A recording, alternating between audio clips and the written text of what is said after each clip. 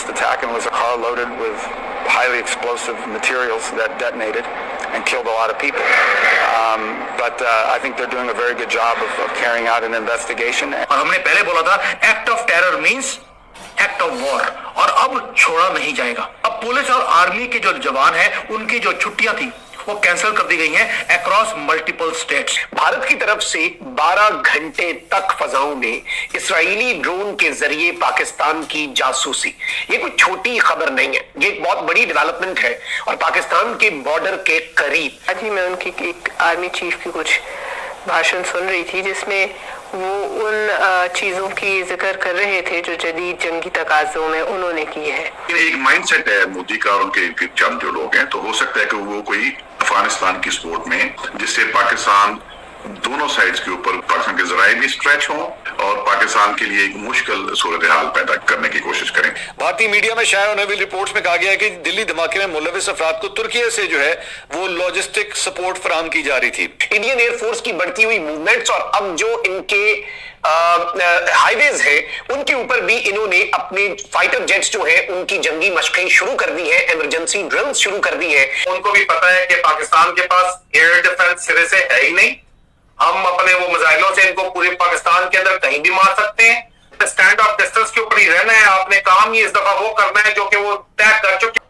पाकिस्तान की एलओसी जो है लाइन ऑफ कंट्रोल पाकिस्तान और इंडिया के दरमियान, उस पर इसराइल का बनाया गया Heron unmanned aerial vehicle UAV जो है वो नाज़रीन इकराम श्रीनगर एयरबेस से उड़ता है और 14 घंटे तक इसराइल का जो ड्रोन है वो जासूसी करता है एलओसी के अक्रॉस, पाकिस्तान की चीजों का जायजा लेता है। और इंटरेस्टिंगली हुआ ये कि इन्होंने एक सिविलियन ट्रांसपॉन्डर डाटा जो है बेल 407 हेलीकॉप्टर का वो इन्होंने स्पूफिंग करके, मतलब आप डॉज करने के लिए, क्योंकि ये चीज ज़हन में रखिएगा कि कोई भी जो एरियल व्हीकल है, चाहे वो हेलीकॉप्टर है, चाहे वो फाइटर जेट है, चाहे वो सिविलियन एयरक्राफ्ट है या चाहे वो कोई ड्रोन है बड़े लेवल का, तो वो फ्लाइट रेडार पे आ जाता है। तो भारत ने इस सब के अंदर ये किया है कि भारत ने इसे स्पूफ किया, यानी इसका जो सारा जो कॉल साइन है, और इन्होंने कहा कि ये बेल 407 हेलीकॉप्टर है। इंटरेस्टिंगली ये हेलीकॉप्टर नाम निहाद हेलीकॉप्टर, वरना नॉर्मली ये होता है कि कोई भी सिविलियन एयरक्राफ्ट क्या 14 घंटे तक फजा में रह सकता है, ये एक बहुत बड़ा सवाल है। लेकिन भारत ने इसकी स्पूफिंग ये की कि ये एक सिविलियन एयरक्राफ्ट है और ये एक हेलीकॉप्टर है जी। और इसमें इंटरेस्टिंगली ना सिर्फ ये 14 घंटे फजा में रहा, जो कि प्रैक्टिकली इम्पॉसिबल है, बट इंटरेस्टिंगली ये भारत का जो नोटम रिस्ट्रिक्टेड जोन है, सबसे अहम तरीन चीज ये है कि जो नोटम रिस्ट्रिक्टेड जोन है उसके अंदर ये फ्लाई करता रहा। आप अंदाजा करें कि एक रिस्ट्रिक्टेड मिलिट्री स्पेस जो है वहां पर ये वारदात हो रही है, वहां पर ये कार्रवाई हो रही है। इससे पहले भी इन्होंने कराची के करीब ये इसी तरह से डॉज करते हैं। एक सिविलियन एयरक्राफ्ट अबू धाबी से उड़ा, नॉर्मल तरीके से कराची तक आया, कराची के करीब जब आया समुंदर पे फजा में जब था, तो उसने अपना जो ISR इंटेलिजेंस सर्विलेंस और रिकॉनेसेंस जासूसी वाले सारे इक्विपमेंट को ऑन कर दिया। यानी पाकिस्तान की हुकूमत के ऊपर जो कि फौज है उसके ऊपर एतबार ही नहीं करती, और जो कहती है, जो पाकिस्तान के लोग क्या कहते हैं, अगली बात क्या कहते हैं, अब पिछला सर्वे तो आपको याद ही होगा, नहीं है तो दिखा देता हूं। पाकिस्तान का सबसे बड़ा दुश्मन कौन है, जमहूर या फौज? 94%, ये जरा नियर तो रियलिस्टिक है, 94% लोग कहते हैं फौज आपकी अपनी दुश्मन है। तो फौज अगर आके ऑपरेशन ग्लैडियो की तरह हमें कहेगी कि जनाब ये दहशतगर्दी का वाकया है, तो कोई यकीन करेगा क्या? आप मुझे बताएं आप यहाँ पे। और इंडियंस भी जो है वो समझ चुके हैं अब यहाँ पे जो हालात है, जरा रियलिस्टिक उसके ऊपर ब्रास टैक्स के ऊपर आ जाए। अभी तक तो ये तुम आपको फैक्ट्स एंड फिगर देने थे, उनको भी अच्छे तरीके से पता है, वो डाउन प्ले तो कर रहे हैं। उनको भी पता है कि पाकिस्तान के पास एयर डिफेंस सिरे से है ही नहीं, हम अपने वो मिसाइलों से इनको पूरे पाकिस्तान के अंदर कहीं भी मार सकते हैं।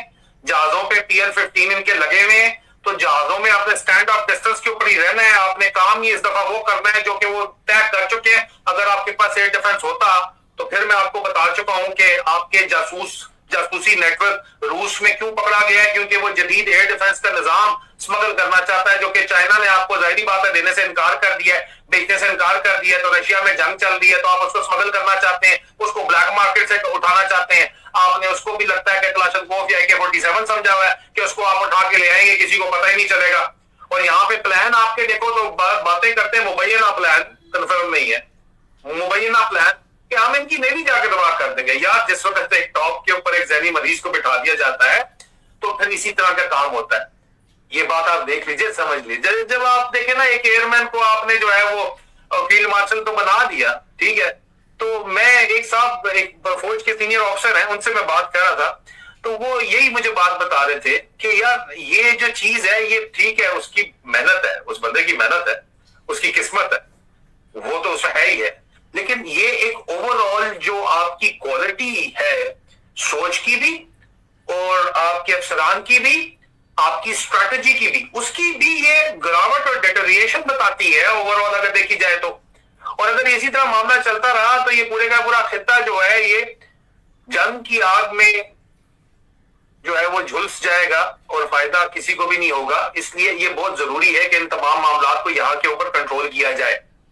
ये जो मैं रिपोर्टिंग कर रहा हूं इसको गद्दारी के फतवे और ताने देके दबाने की जगह दिल बड़ा खुल के, इस दफा मुझे खुशी है कम से कम लोग इन्होंने बताया भी कि नहीं ये इंडिया के ऊपर है, तो लोगों ने ये नहीं कहा। लोगों ने कहा, पाकिस्तान में लोगों ने कहा कि गवर्नमेंट जो बात करी है हमें उसके ऊपर एतबार ही नहीं है, ये झूठ बोल रहे हैं, ये लोगों ने कहा। ये जो स्टेट ऑफ सेक्रेटरी जो अमेरिका का मतलब मार्को रूबियो, जब मीडिया के सामने जब उसने बात किया है, जिस तरह भी उसने जो कहा ये टेररिस्ट हमला है, बहुत बड़ा प्लानिंग था, लेकिन जिस तरह भी नाकाम किया है, जिस तरह भी तारीफ किया है भारत को भी, भारत गवर्नमेंट को भी, जिस तरह भी ये जो इंक्वायरी अभी चल रहा है, मतलब क्योंकि ये लोग का जिस तरह भी जो शिकंजा जिस तरह भी खींच रहा था, मतलब क्योंकि फ्रस्ट्रेशन होके मतलब ये जो लाल किला के सामने जिस तरह भी ये जो ब्लास्ट किया था, लेकिन ये लोग का बहुत बड़ा प्लानिंग था। जिस तरह भी RDX देखिए 300 kg मिला था दोस्तों, 300 kg, जिस तरह भी हथियार भी मिला था दोस्तों।